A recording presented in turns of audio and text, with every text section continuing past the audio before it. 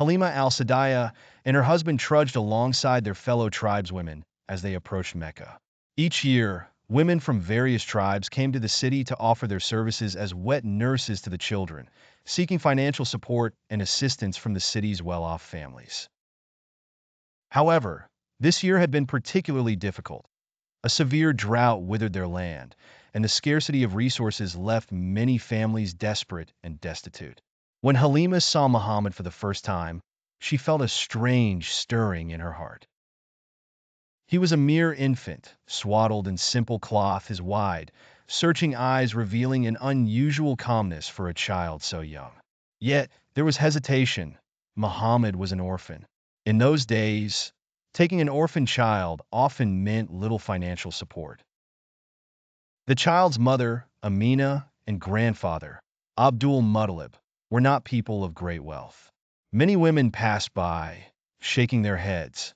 "We are looking for families who can pay well," they murmured, moving on to other prospects. Halima and her husband discussed their options. Childless and struggling, they couldn't afford to return empty-handed. The situation seemed helpless until Halima gathered her resolve. "By God, I hate to return without taking a foster child," she declared. "By God, I will go to that orphan and take him." Her husband nodded, admiring her empathy and wisdom. Halima approached Amina with newfound resolve.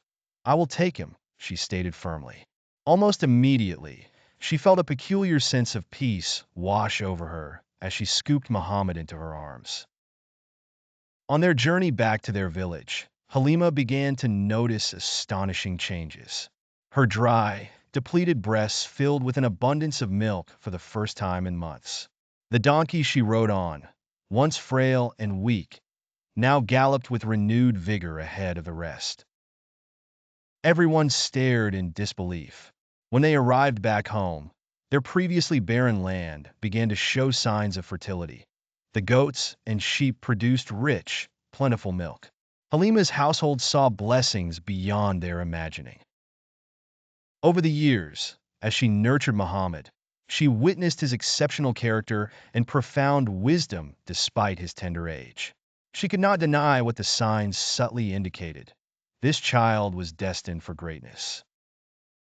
Halima and her husband came to see Muhammad not as an orphan, but as a divine blessing, a source of light in their lives that dispelled the shadows of doubt and despair.